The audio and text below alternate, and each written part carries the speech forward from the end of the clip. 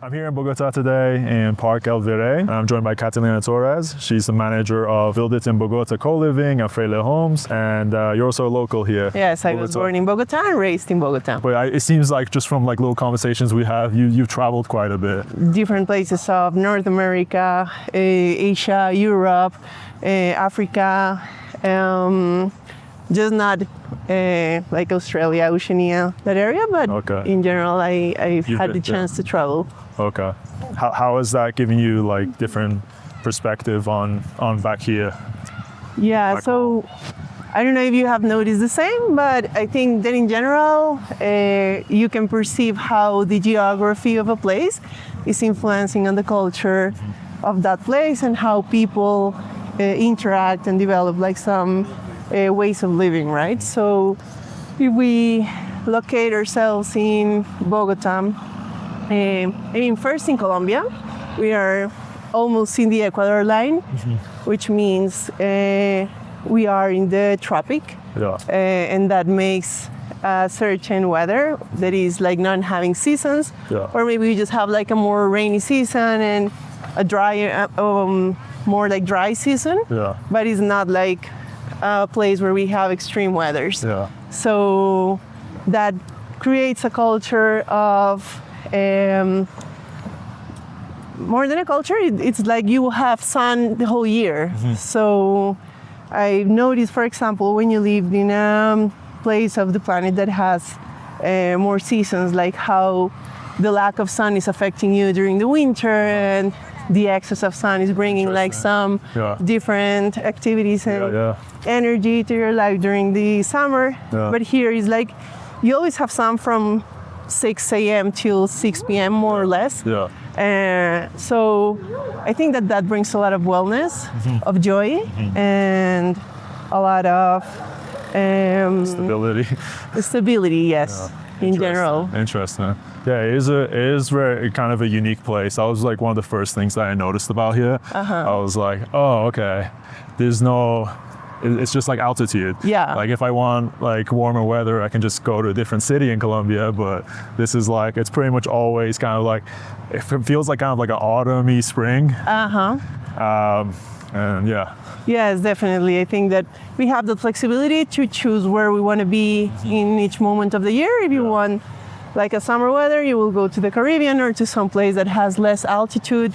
Just a few hours from Bogotá, you have many areas where you can have like a nice house with a nice pool and enjoy like a summer life. And if you want to go for a hike, also a few hours from Bogotá, you will be able to find even some nevados that are like mountains with some snow.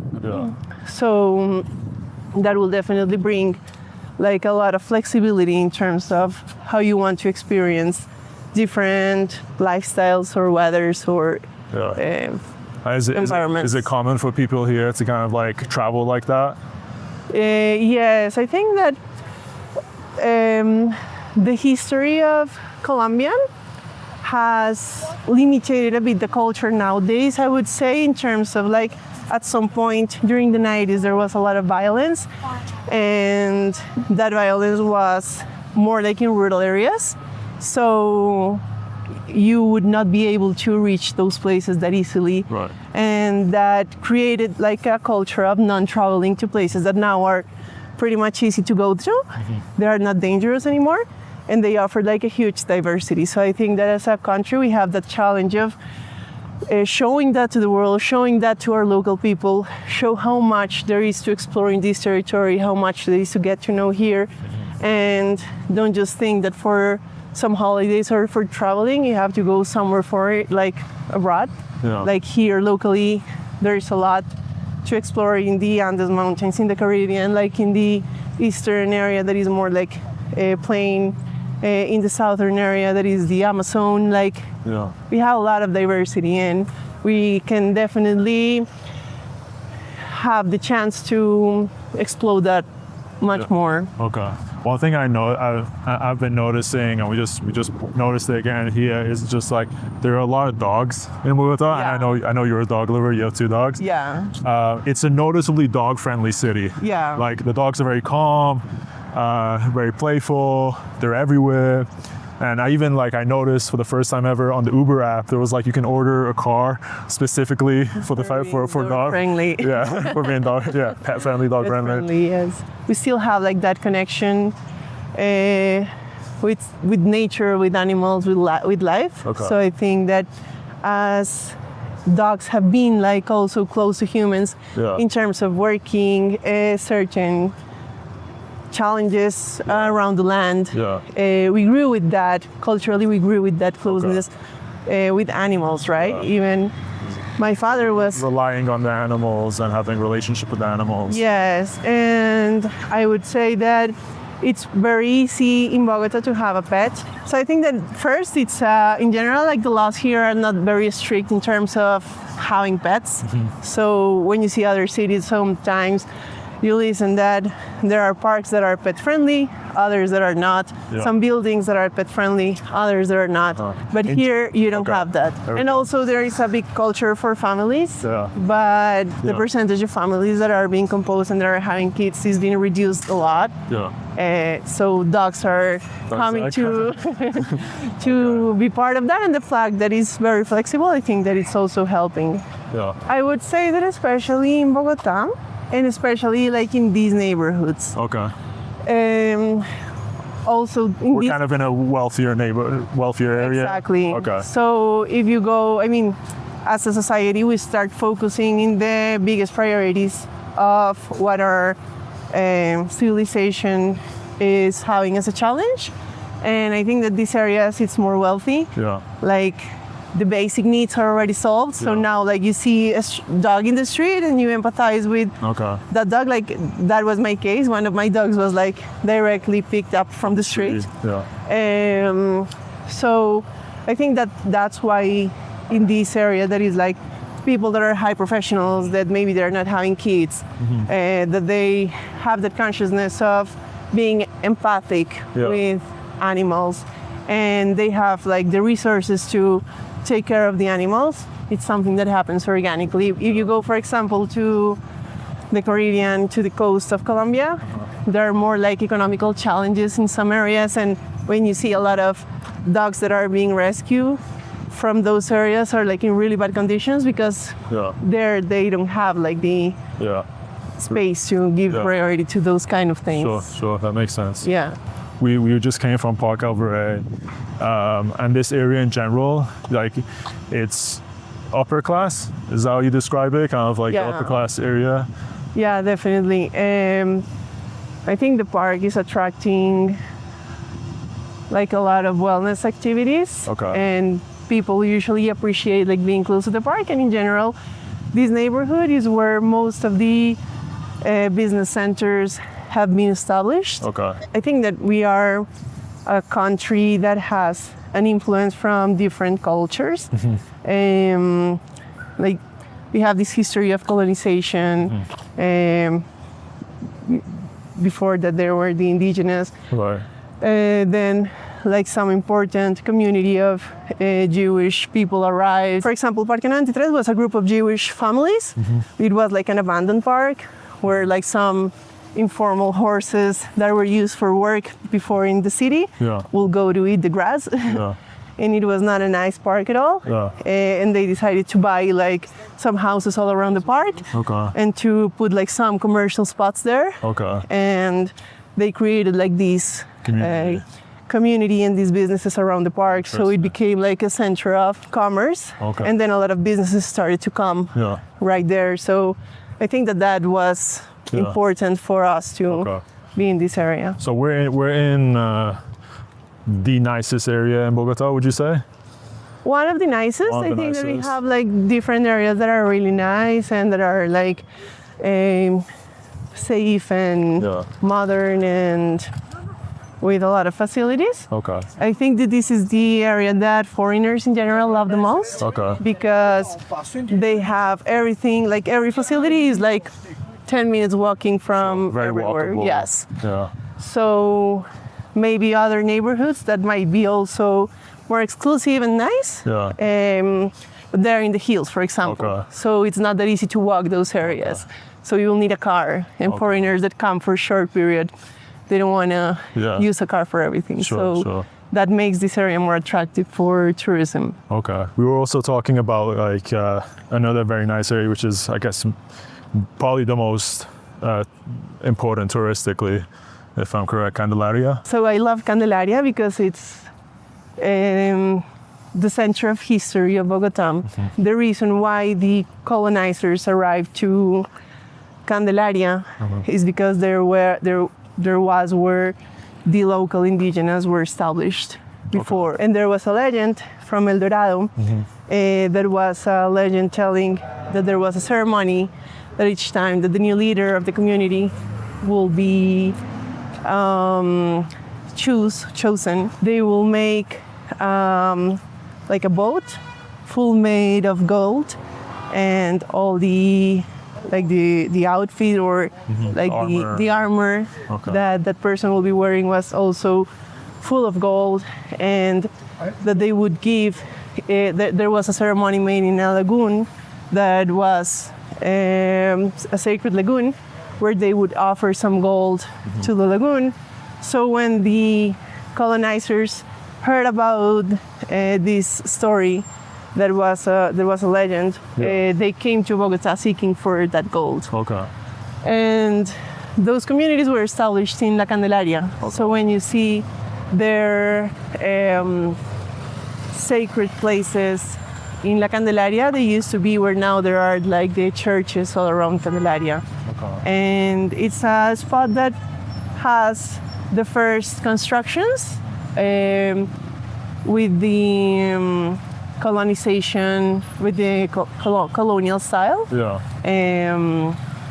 So that's like an architecture that is bringing a lot that memory from those first years of colonization. Yeah, it's kind of like walking into the past a bit, walking around that area. Yeah, but also very modern cafes and exactly shops. You have that mixture between like the history of the colonization and the modernity of the new offices and businesses and coffee places, but also like a lot of people that can tell you some stories over there. They know the history of that territory before, so it's a place where you can definitely reach your mind a lot of like ancestral knowledge.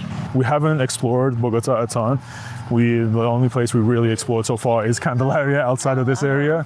But even on our drive there, I think we noticed like it seems like the area is kind of like near the hillsides or kind of like the nicest areas. Is that right? Yes, I would say that the reason for that is like societies in general, they would establish themselves close to the rivers and to the water supply places. Sure. And I think that one of the gems that we have in Bogotá, and one of the most valuable things that usually as locals we even ignore, and as foreigners when they come here they don't even realize it, is that we're a place like full of water sources.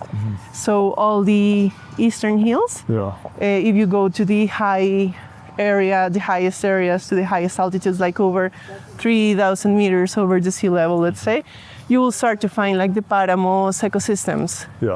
And those páramos are literally water fabrics, like places where water is produced, and you have pure water there. So the fact that societies were established close to the hills, I would assume because of that resource, that it was because of the water resource. Okay. Which other areas would you recommend and visiting, particularly in Bogotá?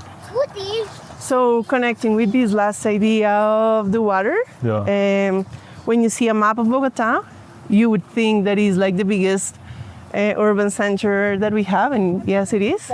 But also the region of Bogotá district capital is just 27% urban. The other 73%, it's actually rural.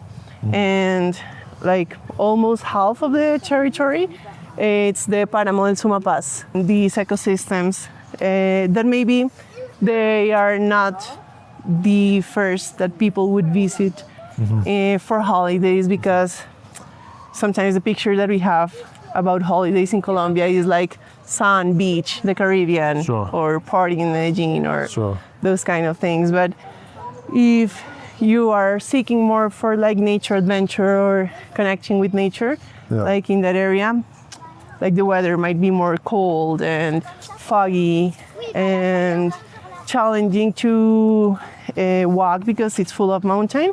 But the natural richness that we have in those areas and getting to know the páramos and all the ecosystem that it's in those places is definitely what is defining a lot of our territory and what brings a lot of value to this country. And we are not valuing it as we should. Like I want to kind of get into like maybe misconceptions or like misunderstandings about Colombia or maybe even Bogotá in general. But I can start with like one that we just had just coming here, which was like safety. Like how safe is it? Like one of the reasons we came to El Virrey is because, you know, just like ChatGPT, what's the safest area, you know, you recommend? And it's like, go here. If you ask me, I don't feel myself like non-safe in this city. Of course, like we as a society, we do have a routine to keep ourselves safe. So like walking during the day would be fine. Like in certain neighborhoods like that are, I wouldn't say popular, but wealthiest and like in general the north part of the city is more wealthy and is where all the commercial activity is going. So in this area you might find more safety than in other areas, for example in the south or some other neighborhoods. You would kind of avoid. And I would avoid, for example, walking alone at midnight or at 2 a.m. because maybe... Or even visiting the southern parts? Yes, actually, I don't have reasons usually to go to southern places. If I go, maybe because I'm going out of the city or to a hike or to visit some natural places, but as like the main economical activities are happening here, unless you're doing some social activities, then you will go to those areas. And yes, you will be like trying to dress in a way that will not call the attention of people and to not carry some valuable things. But in general, in these areas, it's more safety. Of course, it's not like nothing would happen. So just like I told you the first day, if you're using your phone, try not to be standing right after the street because a typical way how they would try to steal your phone, it's by coming in the motorcycle, taking it and then running away. I mean, every time that I take my phone out, I just try to look around that no one is looking at me or that there are not suspicious people around me. Is the major safety concern like theft? Like is somebody kind of like holding you up and stealing your phone or taking your phone? That I would say is the most common, but there are some typical ways of, unfortunately, experience and safety in Bogotá, like the typical paseo millonario. So it usually happens that you take a taxi in the street. You should never in your life take a taxi in the street. Always use Uber or Didi or any transportation app that is more like regulated, controlled, monitored. Because in the taking a taxi in the street will be a high chance that maybe they will try to put some drug in you to make you unconscious and steal the money from your banks or from your bank accounts. Even I've heard of some people that they even ask loans at the name of that person and then they need to prove that they were not consciously when they ask for those loans and put like a whole legal process. So watching out on those kind of things, it's definitely important. Do you think people overreact towards safety, or do you think people are too concerned about safety, or do you think it's there's enough reason? I would say it depends on the mindset of certain people. I see. It's hard to say, because it's hard to say, because you have different personalities, right? Like some that are more like avoiding risk, and some that are more like risk takers. I'm personally more like a risk taker. I'm not always concerned about safety. I also believe that if you are always worried and thinking that something's going to happen, then you will attract that. So it will bring a lot of stress to your life. So as long as you're cautious. And take kind of like basic precautions. Exactly. Yeah. It shouldn't be like a matter of concern. Yeah, because like, you know, we've been here about like 3 weeks, but we're still kind of like gauging like how concerned we should be about safety. You know, we're doing the basic things, but then it's even like, okay, should we take a trip out of town? Should we take a, you know, even like, you know, you suggest to go on a hike. Should we, like, even if we were going to go on a hike by ourselves, like these kind of activities, is that safe to do? Is that something we should be like, kind of like cautious about? Yes, you always need to be cautious. Okay. In Latin America in general, I think we always need to be cautious and ask before taking the decision just to go without knowing. Sure. For example, the hikes, the path that I showed you that is called Las Mollas, it used to be like a open path where a lot of people will go to exercise, and suddenly some other realized that a lot of people were going there and they would be coming with some knives or guns or whatever to steal the phones that those people in the middle of the mountains were having, or even the shoes. And then they regulated that, and now there's a community watching out in the safety of these paths, specifically on this hike. So you can just pay like a small fee of like $5 and go there and enjoy the hike, and you know that it will be monitored by the local community. So nothing, I mean, not that nothing will happen, but 95% of chances you will be safe. You know, and if you go, like, for example, to an open path in the middle of the mountain that no one is regulating it, there will probably be more like unsafety issues. So most of the paths that I usually do, like the hikes that I do, it's where like you have the police watching around the area, and there is some institution that is regulating and watching out in that area. But if you go like to random path, then you will be open to more risk, definitely. Like going out of the city as well, like maybe plan like to program like a driver or someone that will take you there, and you will have like organized agenda on what to do. If you are cautious, you will prevent some things and you will be fine. But if you are not careful enough, then some things can happen. We can go to the Centro de la Felicidad and I can show you that area.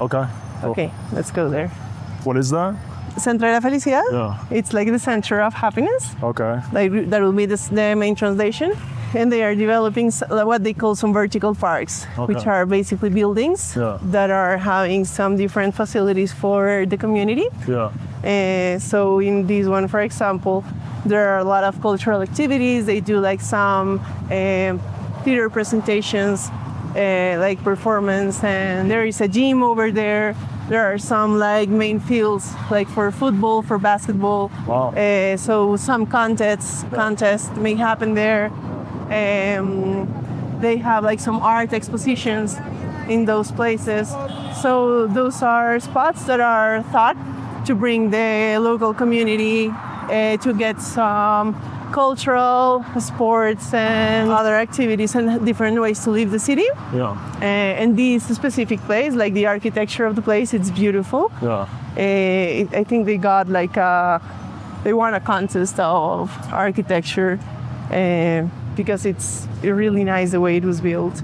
That kind of like brings me to kind of like another kind of like thought. What do you think is like most kind of underrated about Bogotá, or something that people maybe aren't as aware of if they're thinking about the city? I mean, you know, you're talking about kind of like these initiatives and programs, and it seems like there's a lot of activity. Yes, I think that in general in Latin America, something that we haven't empowered ourselves really good about our capital cities is like the cultural richness and diversity that we have. If you go to Europe, you will go to the main capitals, and the reason why you go there is because there is a lot of architecture, of history, of things that you will things that you will get to know there.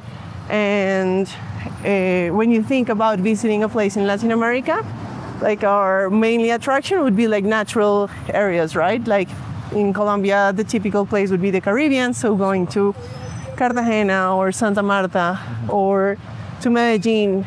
Well, Medellin is a city, but it's more like attraction party and other kind of things. But I think Bogota, it's a city full of cultural richness, of history, of diversity, because when you see the population of Bogota is surrounding the 10 million people, and the population of whole Colombia is around 45 million, which means like 25% of the population is living right here. It means that we have people that have migrated from different areas of the country to this urban center. Right. And that is bringing a lot of gastronomical diversity. Yeah. It's bringing a lot of history, it's bringing a lot of culture, like dancing. Like we have a strong culture of dancing in general in our country, but Bogota is not the exception. And you will find tons of places where you can go and dance salsa, where you can go and dance bachata, where you can go and eat different kind of gastronomy from different places of the world. So I think that we have even longer history, even from those original communities that were living in this territory before the colonizers would come here. And we know very few from that history. When you see like the indigenous history, indigenous exactly. culture, yeah. Yes, because I mean, when you see our phenotype, how much we look like indigenous and how much we look like Europeans. Mm-hmm. Of course, there's a mix, but it's definitely more an European influence than an indigenous influence. So we lost a lot of that already.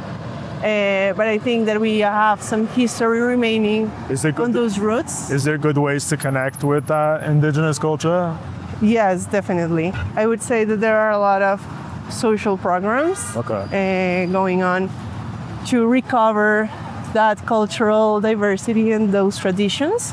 But maybe it's not as pronounced and easy to like come by for tourists. Like when you go to some of these territories, for example, in Laguna de Guatavita, they have a program where they are connecting you more to the history of the language, for example, and then you understand why some words that we're using in our language are coming from the indigenous culture. What's the name of the language? Indigenous culture that was in this area were called the Muiscas. Okay. The Muisca culture. Okay. And their language was the Muiscu. Muiscu. Interesting. Mm-hmm. I personally have connected with those kind of with that kind of history, with those kind of cultures, through some groups of Facebook, through seeking for my personal interests, like through spirituality. Sure. There is a lot of things from spirituality that have been recovered from these traditions and from these roots. Okay. It's important in our spiritual path as well, like to understand what are our roots, because it's giving you a lot of information and self-knowledge on where are you coming from, right? Definitely. It's something I also find fascinating in my travels, but it's also it can definitely be more challenging to kind of like find those resources and experiences. Yes, I think that we are already pretty much globalized. Yeah. And for example, in this area that we are walking now, we are full of international brands, of the marketing, of pretty much in the consumption culture, sure. Right? And that's why, for me, again, Candelaria, it's such a rich area, because in that area is where I have connected the most with that history of who we are, where are we coming from, and also in the surrounding areas of Bogota, for example. In the Laguna de Guatavita, in the territory of Guatavita, there is a community of indigenous, and there is what they call the Cabildo Indígena. The Cabildo is like the community, the area where they live. Mm-hmm. And they still build their houses the way they used to build them many years ago. They still have those rituals and those traditions the way they used to do them many years ago. Right. And they still like try to keep alive that culture, the language, the art. We just arrived to the Centro de la Felicidad, the Center of Happiness. We passed by here yesterday and we're like, wow, that's a cool building. Yeah, that's as far as we got. And this is the commercial area, like one of the biggest commercial areas. That one is Sandino, El Retiro, and Atlantis. Those three big malls with like a lot of brands. But this is a vertical park. So you have Terraza, it's like the skyline view. Yeah. In the last floor, then some art galleries, pools, also like a skyline view, gym, recreation. For example, you go here and you will see the agenda that they have for the week or even for the month. They're transmitting some cinema. Wow. Yeah. Would you like to go up or? Yeah. But maybe through the elevator. Okay. Wow. This is a really interesting view of the city. Yes, and like check the view that you have from the city, like the fact that they're doing the elevator with the windows and that you are able to have this experience, I think it's... Wow. It's incredible.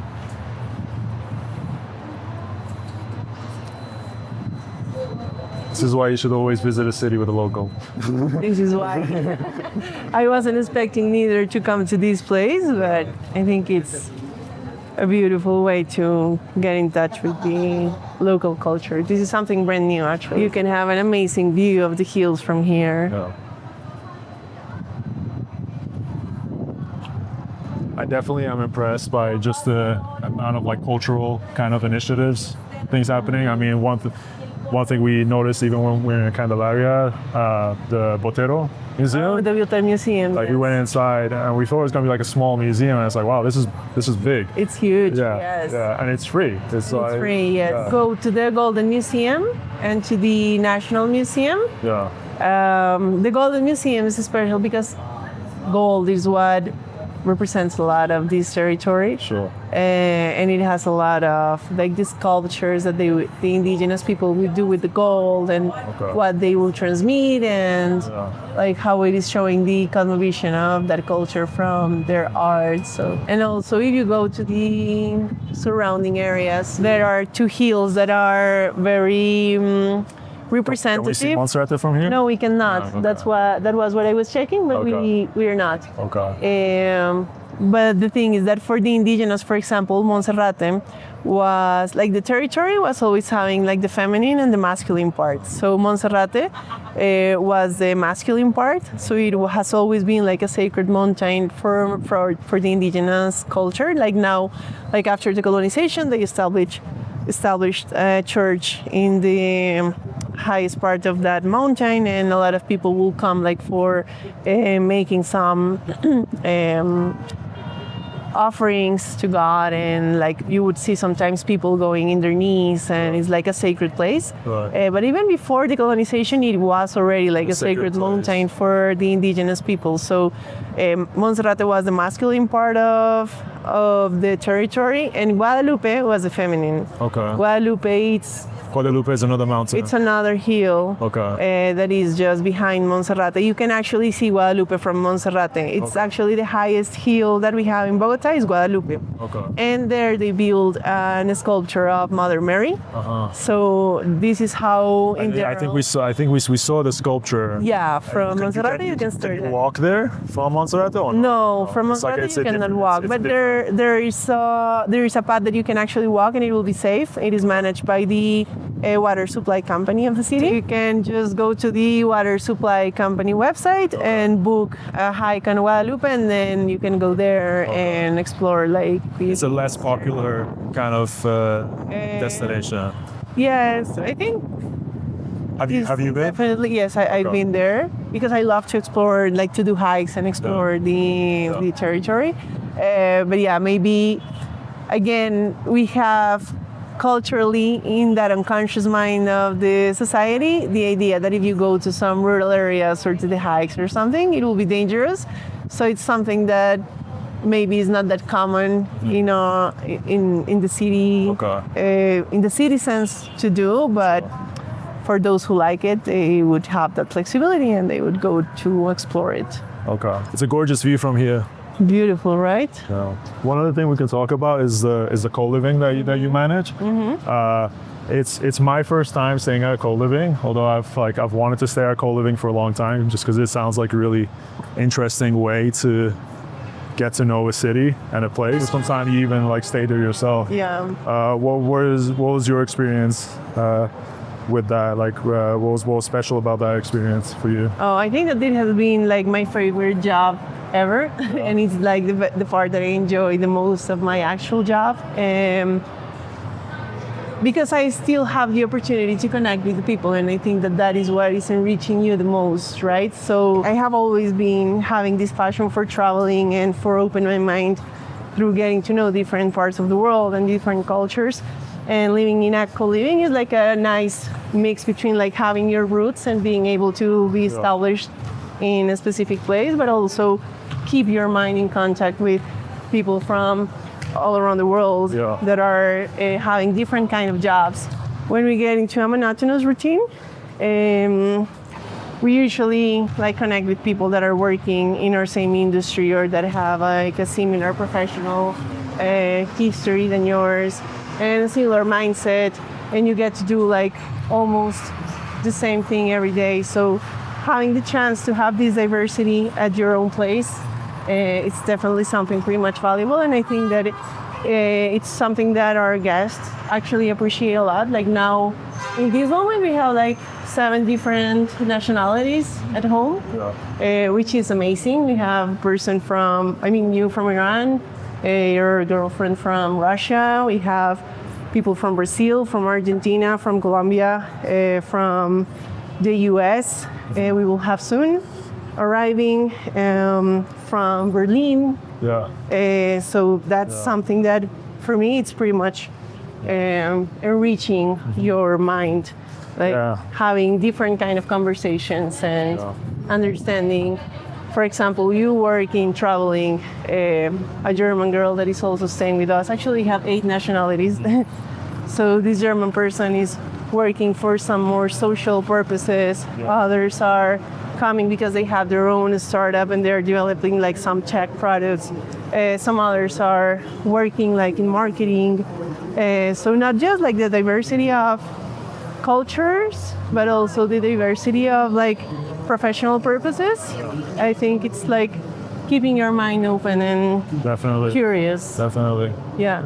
Like one of my favorite things, like occasionally to do as I travel, is stay at hostels, because it kind of like it gives you that kind of like social aspect. But the co-living kind of combines the best of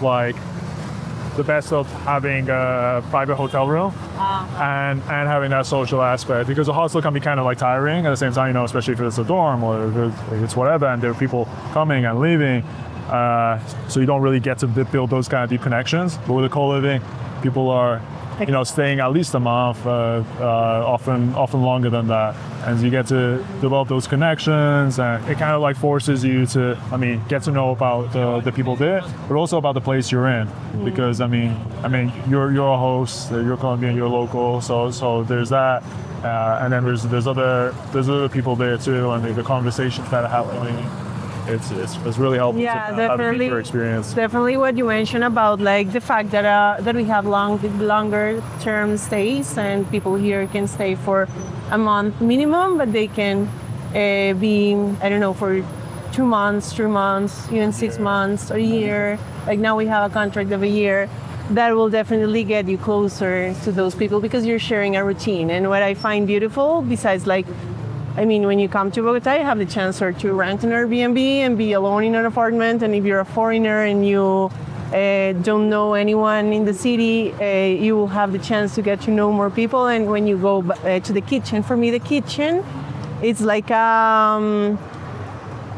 what makes everything different. Because when you see other co-livings in Bogotá, or they don't have like this community sense, or if they try to keep the sense of community, you will have just like an individual space with your own kitchen in your room, and maybe there will be some other activities going on like in some common areas. But the fact that we have a shared kitchen it's making organically those connections, because you just kind of arrive to the kitchen and start cooking your own meal after like a hard working day, and you're already in that like chill mood, and then organically someone else enters the kitchen, and then you start creating some conversations with that person, and understanding how the person eats, why the person eats certain things, why the person doesn't eat certain things.